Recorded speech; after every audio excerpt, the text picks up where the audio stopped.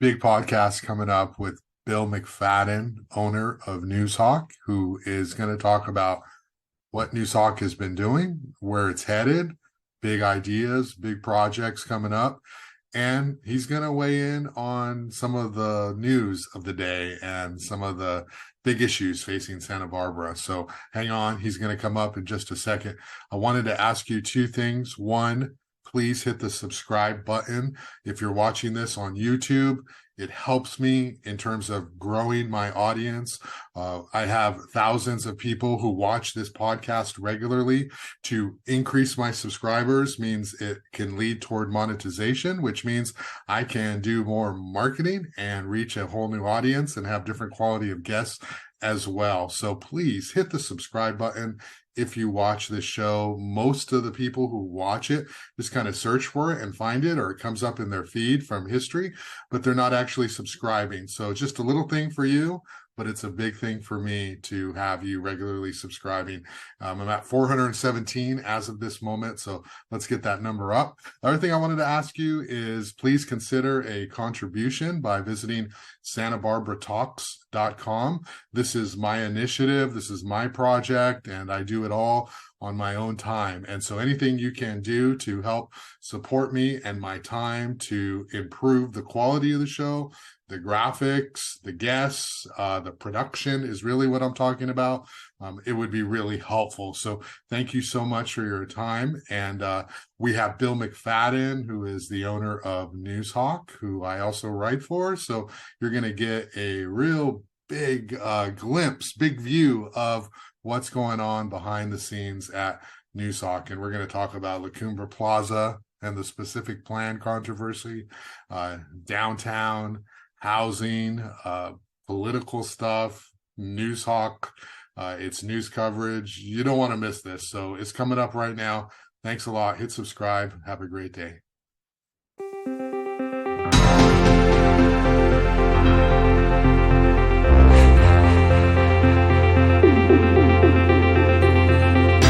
Welcome to Santa Barbara Talks with Josh Molina. And today I'm with my boss. My pleasure to be here with Bill Macfadyen, the founder of Noozhawk. Bill, looks like a beautiful day where you're at. How are you doing today? It's always a beautiful day. It's Santa Barbara. Yeah, well, it's such a pleasure here at the end of the year to be able to talk to you about Noozhawk and the great year that we've had, the year ahead, and talk to you about some news stories. I know that you write your weekly column, which is among the most popular features in Noozhawk, and you have a lot to say, and readers have a lot to say about what you have to say. So we'll talk about that in a second. But I wanted to lead off, Bill, with Newspack and this big change that Noozhawk has recently embarked on. I'll let you talk about it. Tell the audience, our readers are already familiar with it. We've had this big face-fronting change in terms of how people interact with Noozhawk. So what's going on? Why? What's that all about? Sure, that's a really good question and a very long answer, but I'll make it as succinct as I can. But thanks again for having me on this show. It's always fun to talk to you. And you know, now you're recording me, so I'm sure some of this is going to come back to. Wait a minute, you said. But anyway, you used to like me, Bill. I remember. Exactly. Depends on the questions. So Newspack is that Newspack essentially is a WordPress-based web platform, and it's a collaboration between WordPress, Google News Initiative, and the Lenfest Institute, and some other national journalism foundations. And their concept was that, or their premise was that local news sites like Noozhawk spend a lot of money, a lot of time, a lot of resources on back-end web work, and that diverts time, money, and resources for front-end journalism in their communities. And so they had the idea that if they could centralize the back-end, continue to make upgrades to it and innovations, and then roll those out among their clients, the clients could spend the bulk of their time not having to worry about that and doing just day-to-day reporting in their community. So this launched, I think, 3 years ago, and Noozhawk was the third they recruited us. I think we were the third client they contacted. They really wanted us because we were old and mature, had a ton of content. We're a for-profit, and we were on a very complex content management system. And so they felt that if they could successfully convert Noozhawk into this WordPress universe, that would be a selling point for other organizations. So the long story short was we were a little bit more complex than they were expecting. And it took them a while to acknowledge that. And then once they did, they kept kind of kicking us down the road because it was just too hard. Mm-hmm. So earlier this year, we realized that if we're going to keep going on this and they're expecting us to do this work and whatever, we're never going to make the switch. So we actually hired our current web development team to basically take on the project for us. And then they got it done in 4 or 5 months. So we switched a couple of weeks ago. It gives us a refreshed homepage. One of the things that we were trying to achieve was to display more of the broad content that we have than just 4 or 5 stories. And I think we achieved that. The beauty of the WordPress platform is it's really easy to go in there and modify things. So we've already made some changes, one substantive change, and then a lot of things that most people shouldn't notice. But it's just more efficient, more convenient, more our size. And we're not abandoning our web dev team. We're taking them with us because, frankly, none of us are coders. We don't know programming. We don't want to do that. We like the journalism part. And so we're relying on Hop Studios up in Vancouver, who's been with us for more than a decade. And they're really good partners of ours, but they'll continue to do the development stuff that we need, the modifications that we need, and act as an intermediary between Newspack's coders and the news side. So it's really great for us. We've already seen the efficiencies, and we're still, getting our feet wet. I think the reporters are way ahead of the production side, but we're it's pretty fun to use, actually. You don't say that often about content management systems, but it's been a lot of fun, and just being able to navigate through the site in a more convenient way, I think is beneficial. We're also seeing increased web traffic. I think Google Analytics may have changed a algorithm earlier this fall, because I want to say around August, September, our traffic kind of dropped fairly, not significantly, but noticeably. And I had a hunch that it was something to do with Google and how they were indexing our site. And since the conversion, and we're in a higher level of Google's universe now, that traffic has suddenly reappeared. So I suspect it was linked, but I'm not a coder. I don't know all that kind of stuff. I think I took a couple weeks off that time in August. Oh, that was it. And then I picked up the pace last week. So it makes sense. That was it.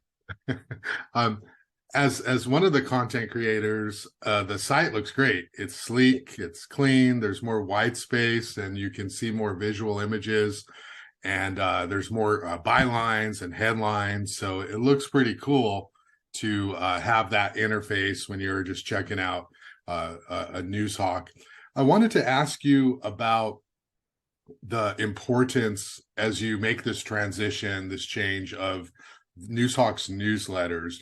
We have that AM report and the PM report, and in one of my side jobs, I teach journalism, and one of the things that I am constantly educating myself about in terms of next level journalism is the role of niche reporting and being able to target your content toward people who only want a couple things. They don't want to read the whole big newspaper. They want to just read about what they're interested in.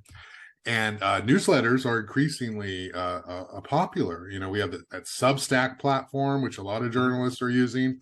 And then we just have newspaper entities that say, hey, you can subscribe and get this daily, weekly newsletter. And we have that. Can you talk about the AM report, the PM report, and how integral that is in terms of Noozhawk's overall success? Sure. That's an interesting discovery that we made fairly early on, in that a lot of people treat that newsletter as Noozhawk. And even though they'll see a headline in the newsletter and they'll click on it and it'll take them to the website. But we found over the years, and it's not just unique to us, other sites have the same phenomenon. They'll go back to the newsletter to get another story. So they're treating it like the paper. And then we also see in our analytics, our subscriber analytics, particularly with like Santa Barbara Unified School District email accounts, at the end of the school year, we'll see a drop in those subscribers. And then along about late July, all of a sudden those subscribers will return. So it's almost like they're canceling their paper as they go on vacation. It's just kind of a weird thing that we noticed, but it's very effective. And we've, like everybody else, we understand that people are overloaded in our emails. I mean, I get 300 or 400 emails a day. I can't possibly keep up with the deluge, but we found that our readers want both the AM report and the PM report. They have sky high open rates and interaction. And we haven't really had any kind of pushback on that. Occasionally I'll get a complaint from a spouse saying that I know that email comes at 4:15 a.m. because my husband or my wife has their phone by the bed and it dings when it comes in. But that's a good thing. That's what they're telling their spouse. That's what it is. It's the newsletter. Yeah. That's right. But it's cool that they know that at 4:15 Noozhawk gets delivered, and so we can't ever change those times. But it's interesting, and what you're talking about with single issue emails or e-letters and some customized things. That was one of the draws of Newspack, is that it does essentially make it easier for us to assemble those, because everything's tagged and you can pull that stuff together fairly easily. Whereas in our old system, it was really a challenge to do that. You'd almost have to have a full-time person. If you wanted to just say, I want a housing development email, you'd have to have a full-time person to like curate that. It's pretty easy with Newspack and WordPress. And so we're looking to do some of that stuff in the new year, high school sports or just high school water polo. Something really niche, as you say, we're going to explore that. It's exciting to contemplate. And I don't think it's going to be that much more work, but of course, everything you do, even if it's just a few minutes, that adds up over the course of a day or a week or a month. So we'll have to fit it in, but it'll be exciting to explore some of that stuff. And we know there's a demand. We see it in our analytics for our general website. Yeah, and along those lines is that COVID newsletter, which obviously the news side started to do during the height of the pandemic, and we still have it. It's not as frequent as it was, but can you just spend a couple of minutes on that newsletter and how valuable that is in terms of people being able to get all of their COVID news all in one place? Sure. I think we've seen a fairly consistent. Sadie, the Wonder Malamute, of course, has a squeaky toy here because she's not getting enough screen time. So there may be some sound effects coming. But the COVID newsletter is still pretty popular. The traffic has dropped off a little bit, but as you say, the reporting on that has dropped off too, because we don't have to cover it on such a dramatic day-to-day basis. The last few months, with rare exceptions, it's just been, the county numbers, both from the federal government's standpoint and the local numbers. And so, but I think it's for people who have COVID fatigue, it's great because they know that on Wednesday, they're going to get the update and they don't have to, comb through all of our content to see the story. We publish it on our website first, actually, because we're linking to those stories. But you can kind of skim over that stuff if it's not that consequential for you and just wait to get the updates. And I think, honestly, based on the reader feedback I get, that's all people want to know anyway, is like, what are the numbers? Is it rising at Cottage Hospital?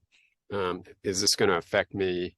And then, of course, it's a great way for county public health to communicate updates and warnings and alerts and that kind of stuff. Yeah. So it's been really helpful. I didn't think it would last this long, honestly, the Right. e-letter, but it does. It's important.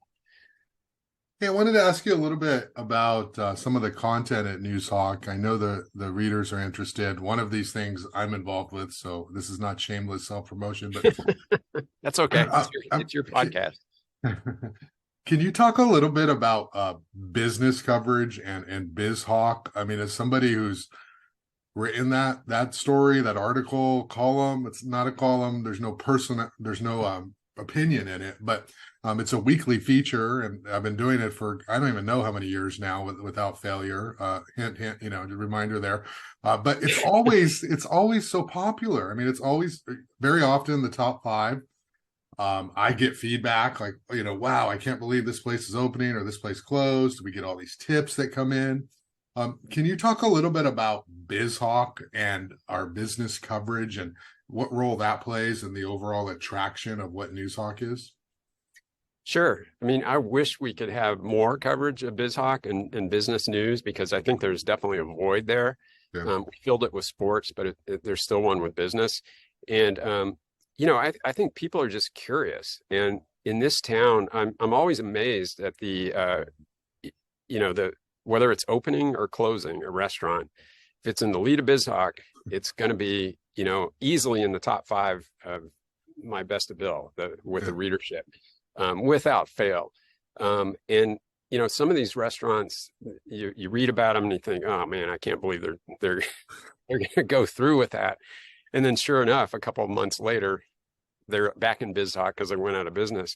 But a lot of them, it's just kind of curious, and the people behind those businesses are always interesting.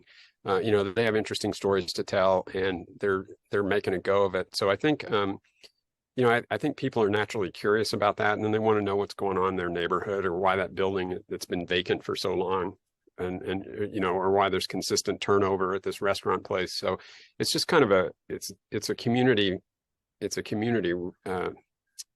service that we provide, and I wish we could do more, because as we have 5 or 6 items maybe in BizHawk, but we could do easily 3 times that number if we had more time and space to do that. So I'd like to figure out a way to do more of those.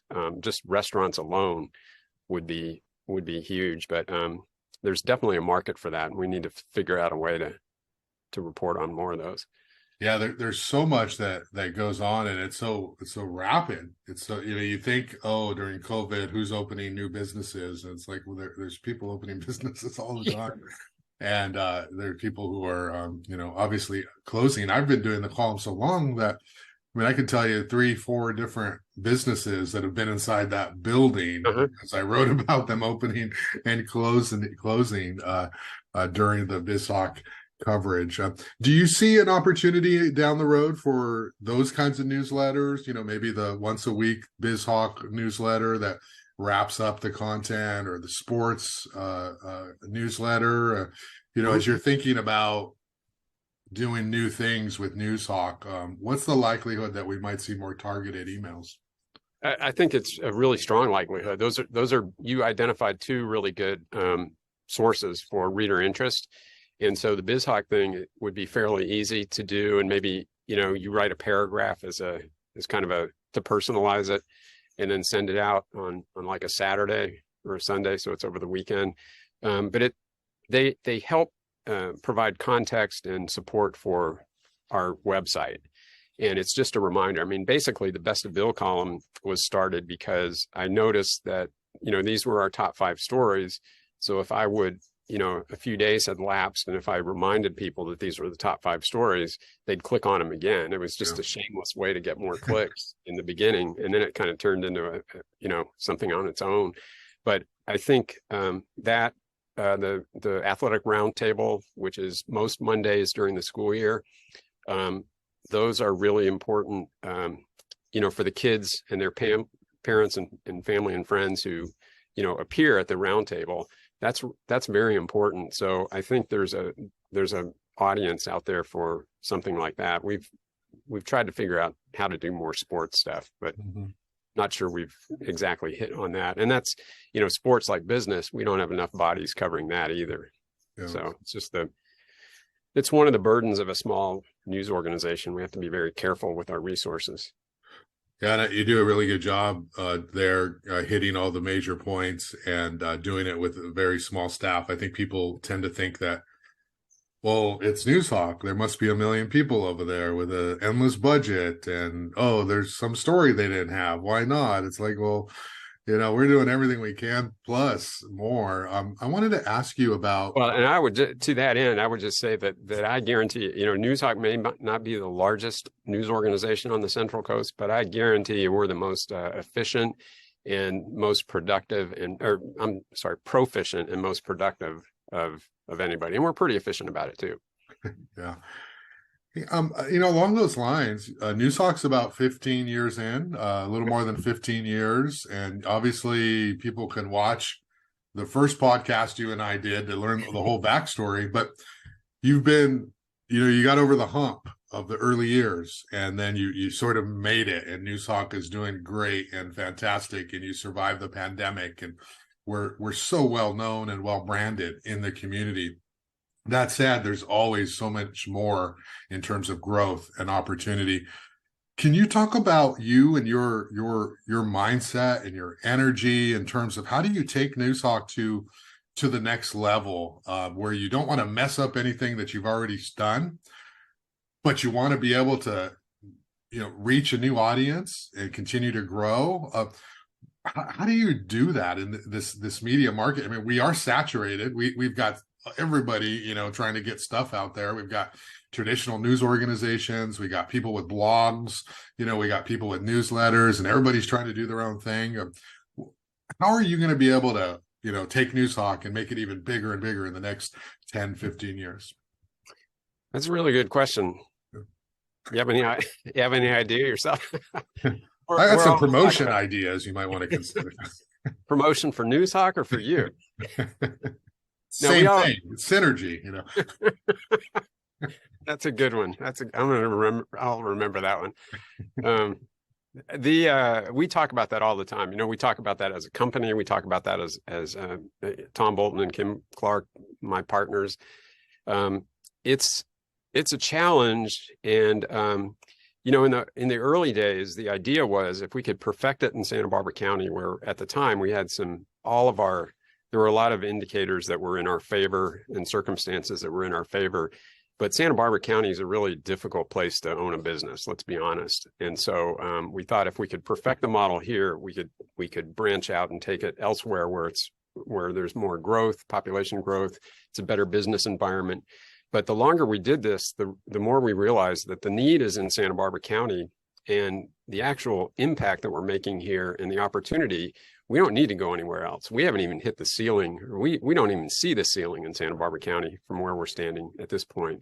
So we're really bullish on our community, and we feel like there's endless opportunities for us to grow here and grow in resources, grow in size, grow in influence, and grow in revenue. And so we're all in on Santa Barbara County for all its challenges and flaws. We think this is a really terrific place to live, work, and play, and we're excited about the future and what it holds. But that is one of the things that we want to protect what we've built. We have a really good reputation that we work very hard. We have a fantastic team in every aspect of what we're doing, and we just want to build on that. We feel like we've built a culture that perpetuates itself, that we bring people in, they kind of get it. They're not trying to change that culture because they respect what's there, and we're proud of that. We're proud of those accomplishments. And so for us, it's just how can we grow but still maintain that core identity and that core vision. And we feel like we can do it. Tom, Kim, and I aren't getting any younger, and we do think a lot more now than we did 10 years ago about the future and what that holds, and trying to position Noozhawk so that it's in a sustainable place, so that when we've gone from the scene, it's still growing and doing what it's supposed to be, 10 years from now, 20 years from now, 50 years from now. I really want Noozhawk to be in the history books in Santa Barbara County. So, but we've got to make sure that we have that foundation that it'll outlast us. Just promise me you're not going to sell it to Elon Musk, please. We don't want that kind of history. Yeah, we like local ownership, you know. Oh, that's great. Yeah. But we'll talk to anybody. We'll talk to Elon. So let's talk a little bit about sort of Noozhawk and 2023. So, I was thinking last year, it's so difficult right now with coming out of the pandemic, and it's this transition. And I want to ask you about some of the news stories that we're covering in a second. But from a media landscape perspective, Noozhawk's done a tremendous job filling the void and being the go-to place for so much of news. When we cover everything, right? We cover the car crashes, we cover the 101 snags, we cover the government, and we're not sort of just picking and choosing and sort of writing that. Noozhawk's really everything. We even covered North County, and we got stuff from San Luis Obispo from that partnership. So we cover a lot. Are there any initiatives or what's coming up in 2023 that Noozhawk's sort of going to be focused on? Obviously, Newspack is a big deal right now. We had talked last time about a direct public offering. Is that off the table, or what's going on with that, or anything else related? No, that's not off the table. Although we kind of pushed it to the end of the table. The energy that would entail, I'm not sure that we have the capacity for that in the immediate future. It's not off the table because we do want to, like I said, we want to make sure that we have a foundation that's sustainable and will outlast us. So we do think about that. But we also, in the past, when we wanted to have some quick growth, we went out and got a few investors, and we're able to make some critical hires like Tom and Kim and get Noozhawk, jumped up to the next level. And so we feel like if we need to do that again, we've since paid off those investors, but if we need to do that again, that was fairly simple for us to do. Whereas the direct public offering is pretty complex. But if we do want to make sure that we have this sustainable future, that's probably a route that we're going to explore more seriously. But the pandemic took that off the table for us, and it's just not the right time for us to revisit that yet. But it's a good idea, and it's sure raised a lot of money for Berkeley side up in the Bay Area. As far as what we're doing for next year, I'm most excited about a initiative I can't really talk about yet because we're still finalizing the details, but it involves Rich Block and the Santa Barbara Zoo, and something he and I dreamed up together. And we're both very excited about it. It's going to be great for the community.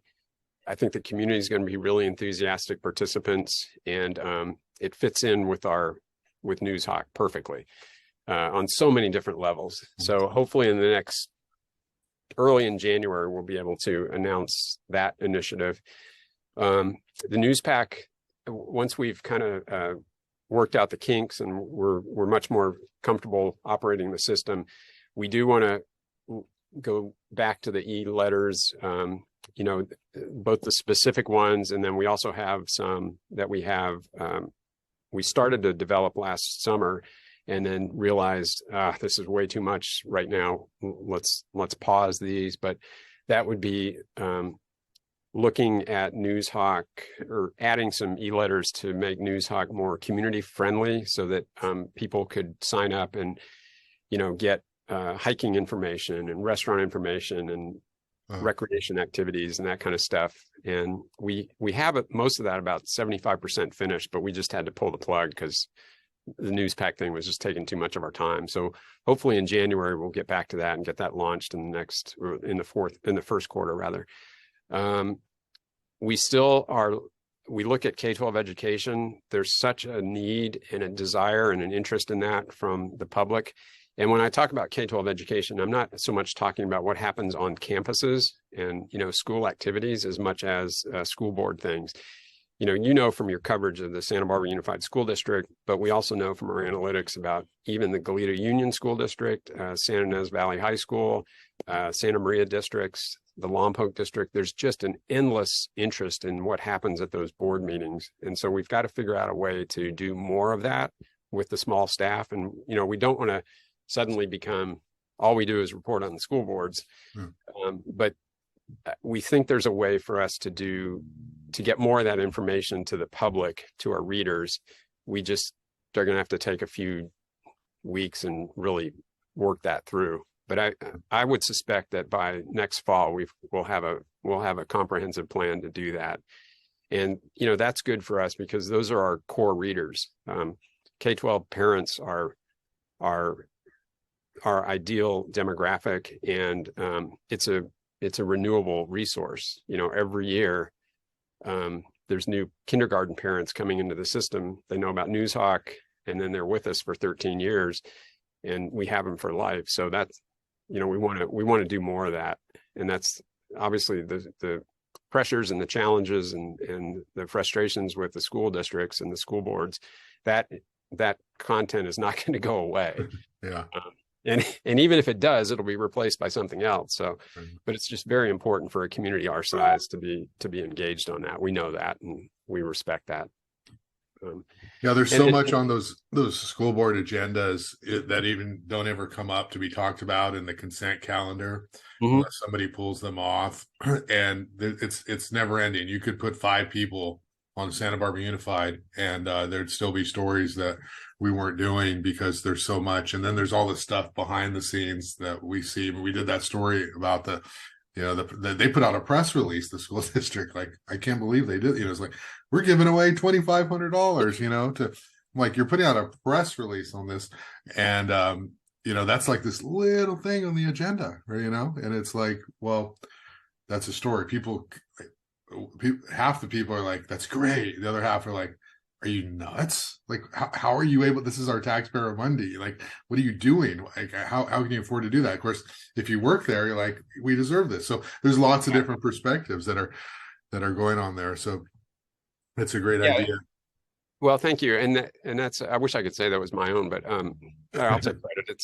I'm your guest. So, but that's those kinds of reporting. That kind of reporting is really incumbent upon a news organization to do, because otherwise those parents would have no idea that stuff is happening. And it's not just, I don't want to pick on the school boards because it's not just them, it's all public agencies. The police departments and sheriff's department don't release information. They don't release information on suspects or who they're looking for, or the resolution of cases. And that takes a toll on the community when you don't get that information from law enforcement. And that's a challenge for news organizations, because in the old days, the news organization, it was 1 or 2, and they had the bully pulpit. And if they said something, the agencies would react. Now, Noozhawk is one of the few that tries to do that, and we're just very small. So, it's easy for them to just ignore it and hope that the problem goes away.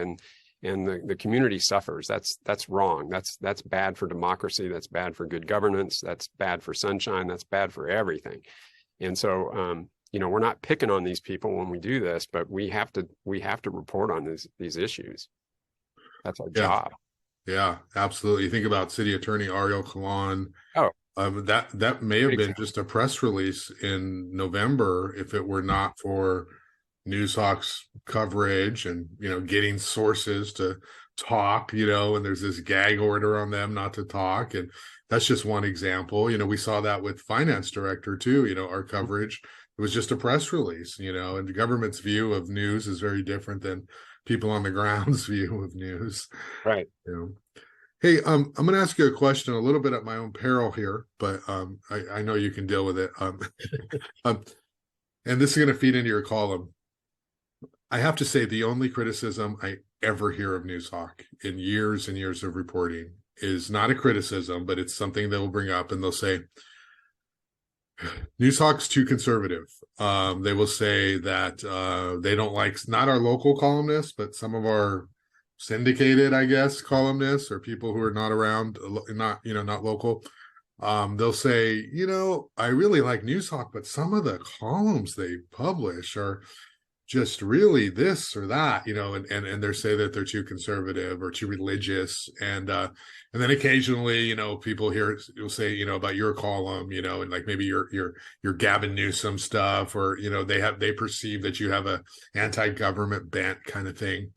That's the only criticism I ever hear, right? If there's, and that's good, right? But you're aware of that. That's a thing. I mentioned it to Tom Bolton when we did our podcast, but I didn't ask you that. I don't think last time we talked, but what do you say when you hear that? When people will want to say that that's just not that they don't like Noozhawk for that particular reason? Sure. Well, a couple of things there. The readers don't come to Noozhawk for opinion. That's been clear from the very start. Our opinion columns, with the exception of mine, and I say mine's an opinion column, but a lot of times it's just basically a repackaging of what you wrote, or it's a BizHawk item. How opinionated am I going to get about that? But readers don't come to Noozhawk for opinion. They come for news. They come for breaking news, and they know that they can get that, and they can get that stuff without opinion. Our reporters are really good about leaving their opinions out of their stories, out of their reporting. And occasionally, we're human, we're going to make those mistakes. But I think for the most part, in every instance I can remember, if we did do that, it was carelessness or fatigue. It wasn't intentional. And, it's the web, so we just go in there and fix it. But and I'm proud of that reputation, that we're straight shooters and we just report the truth. That's the journalist's only job, is to report the truth. And so we take that very seriously. As far as the opinion columns go, though, I do feel like it's important for the community to have a place to voice their opinions.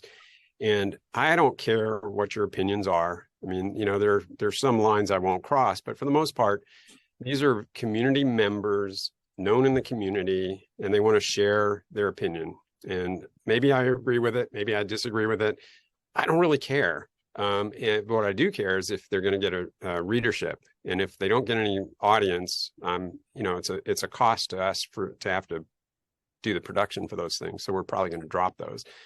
But I do think it's important, especially in this day and age, to have a place for the community to share its opinions, but with the understanding that you're not coming to Noozhawk to read opinions. So we'll give them a place for it. When we redid our website, we did reconfigure the homepage so that those contributors who are giving us content, whether it's political or opinionated or just of interest, general interest, that's farther down the page in a Noozhawk contributors section.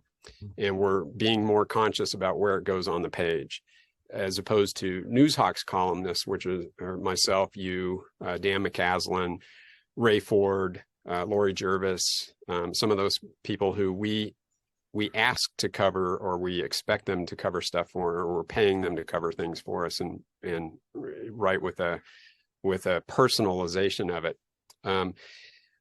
The political stuff, about September, I dropped all of our syndicated political columnists, with the exception of Joe Gazzardi, who writes on immigration, which is important for agriculture, and it's important for the high-tech community. I don't always agree with his stuff, but he's the only person out there who's writing with any regularity on immigration. And so if I could find somebody else to expand on that, it's an important issue here, and especially in California. And so I would like to have more immigration stuff, but the rest of them we just dropped, because I didn't want to, I'm aware of the complaints, and they weren't bringing us any traffic to our site. Yeah. So we replaced those with some home and lifestyle opinion or columnists, like one on do-it-yourself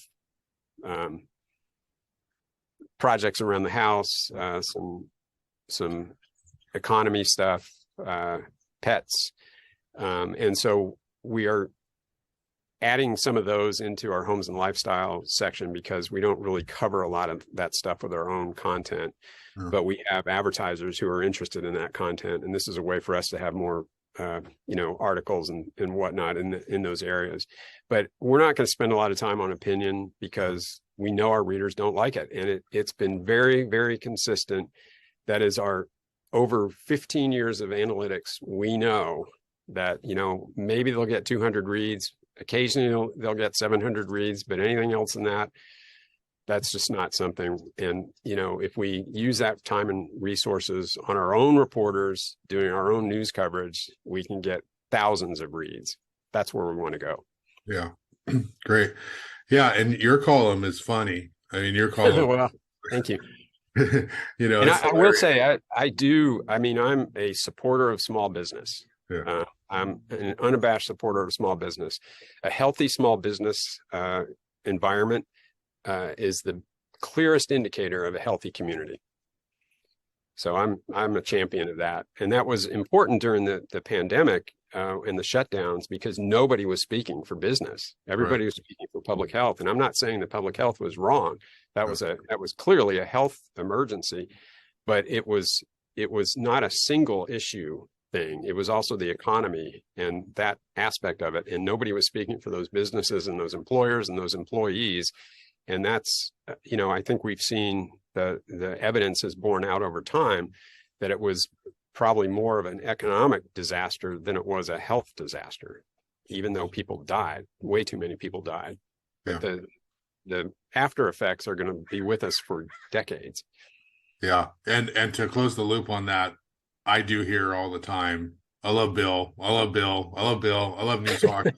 And their relationship with you, the small business community, opens a lot of doors for me in terms of access. So, as you know, while I do hear an occasional, the other stuff we mentioned, I do hear more of Bill's great. I love what Bill's done with Noozhawk, all that stuff.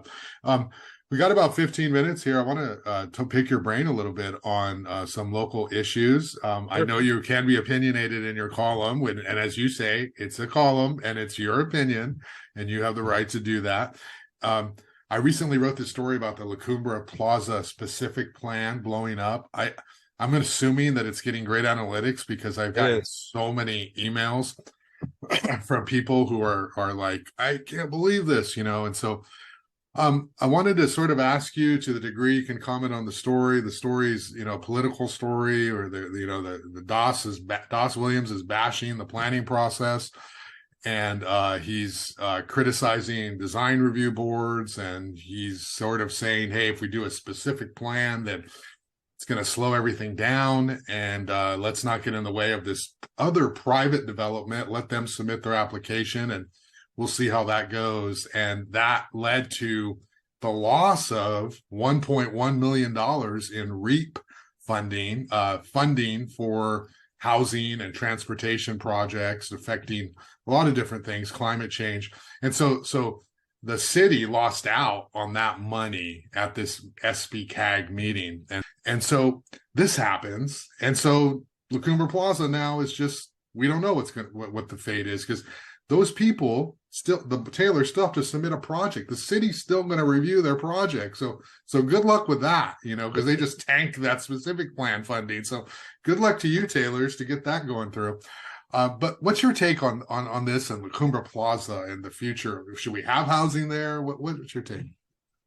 Well, boy, that's an open-ended question. And believe it or not, I don't know the answer. I don't really know all the angles to the story yet. The first time, I mean, I'd heard some rumors and heard some talk, but really your story the other day was the first time that I even knew that this was so close to actually making its debut. And now I really have no idea what just happened. It's like the Minnesota Vikings game yesterday. I know the score, but like, how did that happen? I don't know.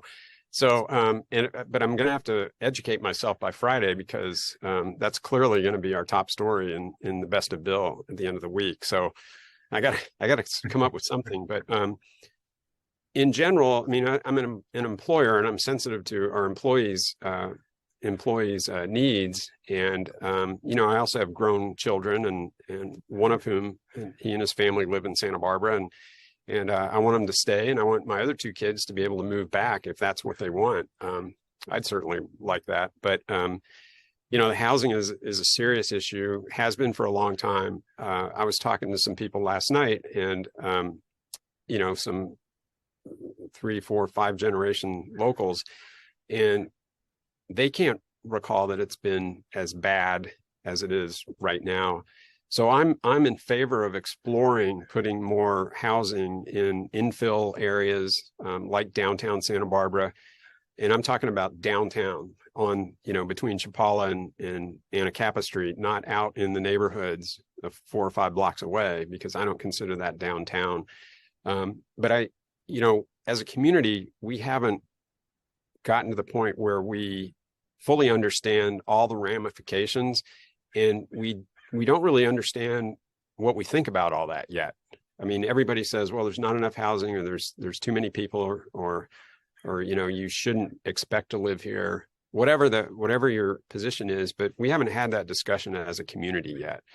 And Noozhawk probably should try to figure out a way to have that discussion, so that we just have we're never going to achieve consensus, but maybe we have a better idea that, these are our 3 top issues, because this is what our community thinks, not what a developer thinks or a government official thinks or an advocate thinks. This is what our community believes needs to happen. And so I think that's important for the community before we do anything else, before we lock ourselves into something that, 10 years down the road, we're going to regret, or in some cases right away, we're going to regret. And I don't feel like we have decided as a community what that looks like yet. And we're not getting it in this piecemeal approach, which is frustrating. Yeah. It's frustrating to me. It's frustrating to business owners. It's frustrating to taxpayers. It's frustrating to government officials. Right.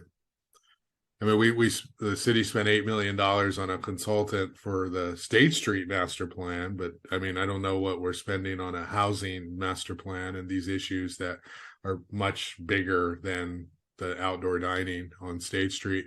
There's also that theory of if we make La Cumbre Plaza this place of 2,000 units, that it'll kill downtown, that it'll mean that all that energy will come up, and we'll have even fewer people, because people aren't going to want to, they're going to be shopping in that area, because there will be commercial as part of it. So there's lots of conversation that needs to be had. With this specific plan, the city had been working on this application for this free money, essentially, from the state. And so they submitted this application for funding. At the same time, SBCAG is doing outreach to communities to say, hey, apply for this funding. And they only have about 5.5 million, something like that. And I think the requests were more than $20 million in funding. So they had to make their decisions about where the money would go. This decision, SBCAG, does not mean no housing. It just means funding for the specific plan won't come from there, and the city will have to figure out its own funding. Of course, they will. They'll find a way to get 1.1 million dollars. So it's very complex. But wow, this story just tells me that I'm not going to be able to do enough on this topic of housing in La Cumbre Plaza, because people bring up water, they bring up schools, transportation. It's the politics of what's happened. Let me ask you along those lines about downtown and the State Street Master Plan, and $8 million for a consultant, and outdoor dining. In your observation, and you're tied to these business people, so you hear what they have to say. Do you have any thoughts on how Santa Barbara's doing from this perspective, from the outdoor dining perspective? Well, I mean, I haven't seen the numbers. I certainly have a lot of friends who are business owners and restaurant owners downtown, and I hear from both sides, all the time. So it's all anecdotal, but I do walk downtown a lot, and not every block, but the blocks I frequent, and it's not that great. It's kind of dead, and I'm sorry, but that's how it is. And conversely, if you go to Camino Real Marketplace, and obviously that's private property, and so they have it's easier for them to maintain because it's only several acres, not 15 blocks or whatever. But that is thriving. You can't find a parking space out there, and the restaurants are busy, and it's clean and safe and well lit, and you don't have that downtown. And so that's a problem. What the solution is, I have my own feelings on the parklets and the condition of the State Street, and whether in the parades and all that, why in 2022 are we letting all this water run down the street every time it rains. This isn't, 1822. We have a mechanism to fix that, and yet we haven't done that yet. Whereas, if you want to put in a hotel where the Scientology building is, you have to do a groundwater catch basin there to handle that. But the city, can have thousands of gallons of water running down right in front of your hotel, and they don't have any solution to that. So I think there's a lot of things that need to happen downtown, but it's just leadership or lack of leadership. And I'm not sure that, God bless Randy. I'm a big fan of his, but it's tough to be in his position to try to get that herd moving down the trail to some resolution, because I'm just not seeing any leadership there. They're all good people. Don't get me wrong. They're not, nobody has some nefarious master plan to sabotage this, but it's just a lack of leadership. Yeah. And I'm glad you brought up Goleta. I live out in Goleta, and I mean, Camino Real is like Disneyland. I mean, there's so many people there when you try to park in the evenings and afternoons, most times of the day, for sure. And it's talk about a downtown, and that's your community hub. Old Town's busy too, but Camino Real is just like this concentrated cluster. So one thing that I think people know, but a new audience might not, is that, in many ways, the growth of Goleta has been synonymous with the growth of Noozhawk, and Noozhawk's been really big in terms of recognizing everything that Goleta has gone through as it's incorporated into cityhood 20 years. Noozhawk's been right there, the only outlet covering Goleta in these big ways and these micro ways. And Noozhawk's, I'm sure the analytics in Goleta are strong because people really like it, from schools coverage to small business to government and the chamber and everything. So that's something that is really a legacy of Noozhawk, is helping to tell the story of Goleta in so many ways. You were at the Goleta's finest event over the weekend, and I covered one of those one time. You haven't been able to get me to go back, or maybe you didn't ask me. Maybe my tie wasn't tight enough. I don't know. But I know those are fun events. Can you talk a little bit about what that event was in terms of what it says about Goleta? Sure. And one of the things I probably should clarify about my interest in Goleta, I do always get asked, you live in Montecito, Noozhawk's based in Santa Barbara. What's your interest in Goleta? And my interest in Goleta is really twofold. One, it's a fantastic community. It's really Noozhawk's core demographic is Goleta, top to bottom. It's just great, and it also has the best weather in California, I'm convinced.